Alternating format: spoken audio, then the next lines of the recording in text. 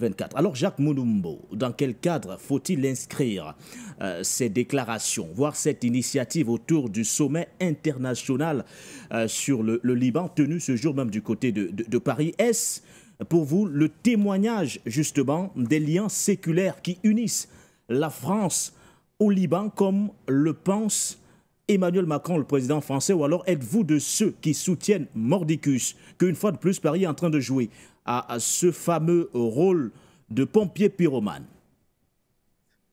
Merci, M. Nguéné, pour cette première prise de parole. Je pense que c'est la deuxième argumentation que vous venez d'évoquer qui a tout son sens.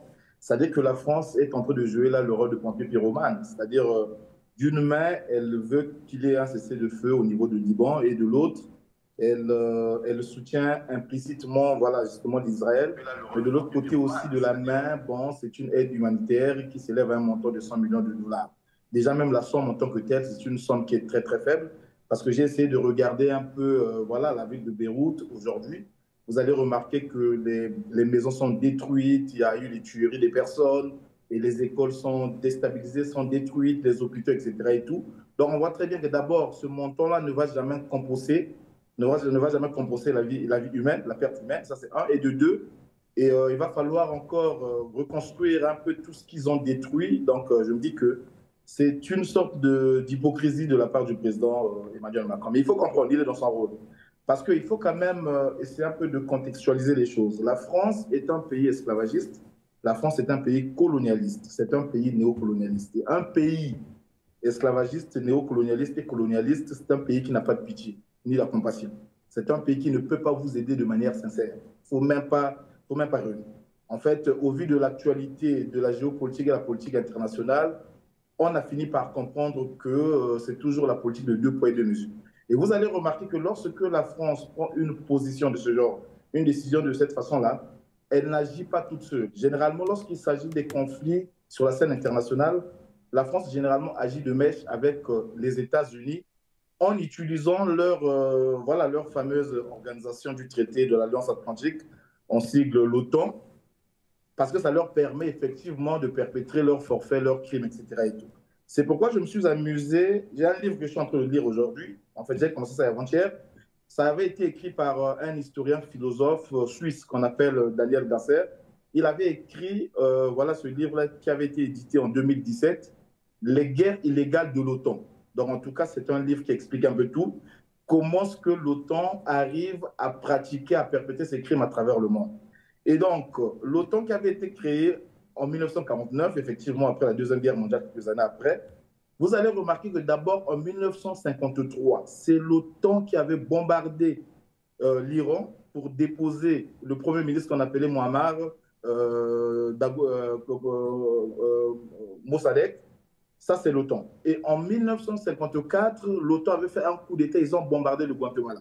En 1956, ils ont bombardé l'Égypte de Nasser, c'est toujours l'OTAN. En 1999, ils ont bombardé, comment on appelle ça, la Serbie. Et sans compter, en 1962, le même OTAN avait aussi bombardé Cuba, et en 1964, ils ont bombardé le Vietnam. Et la plus récente histoire, c'est celle de 2011. On voit très bien que lorsque le colonel Muammar Kadhafi commençait à être gênant vis-à-vis de la politique française, parce qu'il voulait mettre en place une monnaie qui devrait détrôner le dollar et encore le franc CFA au niveau de l'Afrique, Sarkozy va essayer de réfléchir comment l'éliminer. Et pour le faire, Sarkozy n'a pas pu tout seul. Qu'est-ce qu'il a fait? Mais il s'est associé avec les Américains en passant par l'OTAN. Donc on voit très bien que tout ce que le Liban est en train de subir aujourd'hui, en fait, c'est une manipulation de l'OTAN qui utilise en fait l'Israël. Donc de mon point de vue, je me dis que c'est une fuite en avant de la part de la France, mais c'est un jeu. C'est un jeu que nous connaissons tous. Nous savons très bien que ça ne va jamais aboutir. D'autant plus que ce n'est pas pour la première fois que l'Israël attaque le Liban. Je vous rappelle, M. Nguéné, en 1978, je crois que c'était la première fois, le Liban avait été envahi par l'Israël. Et en 2006 encore, tout récemment, on a vu aussi qu'il y avait eu des bombardements, etc. Et tout. Et aujourd'hui, en plein 2024, il y a quelques jours, quelques semaines, on voit très bien que le Liban est attaqué, le Liban est bombardé et tout. Donc on voit très bien que c'est une sortie médiatique, c'est une conférence juste bonne sur la forme, non pas dans le fond, parce que ça ne va jamais résoudre le problème. Parce que nous connaissons très bien la position politique et géopolitique de la France. La France est un État qui est vassal de l'OTAN Et donc, la France ne peut que faire les quatre volontés de l'OTAN. Pourquoi? Parce qu'aujourd'hui, nous savons très bien que c'est l'OTAN qui arme, qui finance Netanyahou. Et nous savons très bien que pourquoi est-ce que Netanyahou bénéficie du soutien de l'OTAN? Mais parce que vous allez vous rappeler, en mai dernier, il y a le procureur de la CPI qui avait demandé à ce qu'on délivre un mandat d'arrêt pour qu'on puisse arrêter voilà, ce Premier ministre israélien. Ben, les Américains se sont opposés farouchement. Ils se sont dressés contre cette décision-là. Donc, on voit très bien que plus le gars là fout le bordel au niveau du Moyen-Orient, mieux c'est pour les Américains. Pourquoi? Parce que plus il y a des guerres, plus il y a des instabilités, ça leur permet de faire avancer leur économie néolibérale. Je rappelle, le président Emmanuel Macron aurait bien fait de commencer d'abord à aider, par exemple, la Palestine. Vous avez à Gaza, c'est un conflit qui va aller. Aujourd'hui, on va parler de quoi? D'une année déjà. Et nous sommes autour de 42 000 morts, M. Nguedi. Ce n'est pas possible. Mais pourquoi? En fait, le but, c'est quoi? C'est que plus ils vont déstabiliser Gaza, plus ça va faire quoi? Ça va faire que la zone va devenir invivable et les Gazaouis vont quitter leur territoire. Comme ça, eux, ils vont essayer un peu de gratter ce territoire-là, mais parce que les enjeux sont colossaux. Là-bas, les enjeux économiques. Parce que, en fait, c'est quoi? C'est que depuis les années 90, à Gaza, on avait découvert des grands gisements de pétrole et de gaz. Donc, ça se trouve que quoi? Les Américains ont besoin de ça et ils utilisent l'Israël. Et aujourd'hui, ce n'est plus Gaza. On a vu c'était l'Iran. L'Iran, c'est maintenant le Liban. Mais le Liban, pourquoi? Mais parce qu'en fait, c'est quoi? Ils savent aussi au Liban, là-bas. Mais c'est un pays qui est quand même stratégique. Parce que là-bas, vous avez le marbre en grande quantité et vous avez également le calcaire. Et nous savons très bien que le sous-sol européen est totalement pauvre. Ils n'ont pratiquement rien.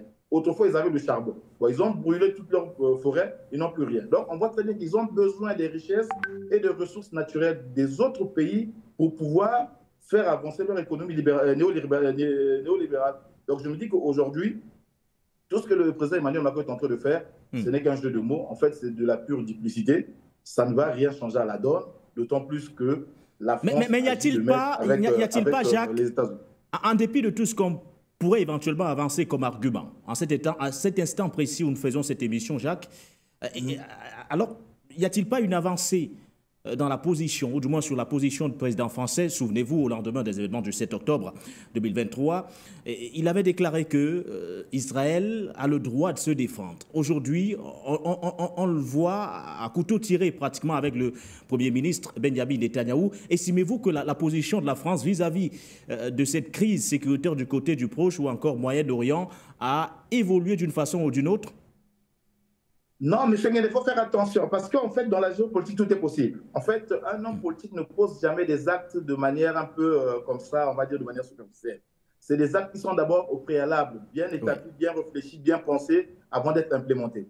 Lorsque le président Emmanuel Macron essaie un peu de venir aujourd'hui pour dire qu'il faudrait qu'il y ait un cessez-le-feu au niveau du Liban, essayant un peu de vouloir taxer le Premier ministre Netanyahou, cela veut tout simplement dire que parce qu'en effet, c'est quoi? Nous savons très bien que c'est l'OTAN qui est derrière l'Israël. Ça, vraiment, on ne peut pas le nier, parce que l'Israël est utilisé comme l'État satellite. En fait, ce qui se passe au niveau du Moyen-Orient, c'est un peu ce qui se passe avec l'Ukraine. On voit très bien que c'est la main noire cachée de l'OTAN qui essaie un peu de faire la guerre à la Russie. Et c'est même ce qui se passe aussi au niveau du Congo, en RDC, avec Kagame. Kagame est le soutien, voilà, il est le satellite aussi en fait, c'est l'État que l'OTAN utilise. Donc, on voit très bien qu'aujourd'hui, il faudrait que la France essaie un peu de se faire blanchir, essaie un peu de soigner son image pour dire, ben, écoutez, nous, bien que nous fassions partie de l'OTAN, mais nous ne sommes pas avec les Américains, donc on essaie un peu de tirer la couverture de notre côté pour essayer un peu de brouiller les pistes. Mais nous savons au final, ce que les Américains décident, ben, les Français sont obligés de s'aligner. Donc, je me dis que le président Emmanuel Macron, il n'y a pas eu d'avancée, il est juste dans la politique de deux poids, deux mesures. Il a tout de même interpellé la communauté internationale à cesser de livrer les armes à Israël. Aujourd'hui encore, il a rappelé l'utilité d'un cessez-le-feu prolongé du côté du Moyen-Orient ou encore du Proche-Orient. Jacques? Non, mais la fameuse communauté internationale, M. Nguyen, en fait, on revient encore sur ça. La même communauté internationale, je vous ai parlé de la CPI, c'est-à-dire que le monsieur là, le Premier ministre israélien, Netanyahou, c'est quelqu'un qu'on devrait arrêter, ouvrir un dossier de manière sérieuse, le juger, afin qu'il puisse se répondre de ses actes devant les tribunaux de ce monde.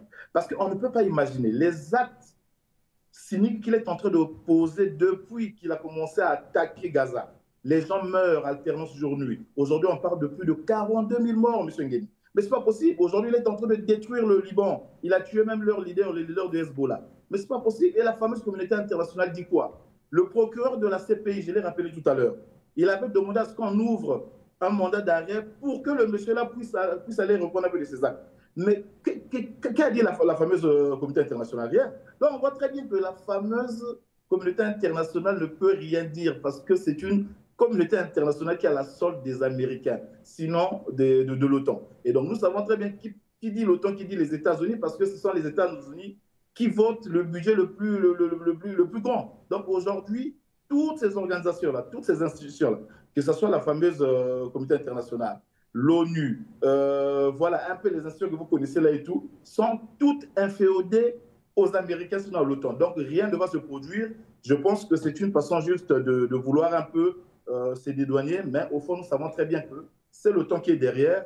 Comme je l'ai fait remarquer dans ma première prise de parole, il y a un livre qui est vraiment très instructif, voilà, de ce monsieur-là, l'historien suisse que je suis en train de lire, Daniel Gasser, où il explique véritablement comment ce que l'OTAN opère depuis sa création en 1949, les guerres illégales de l'OTAN.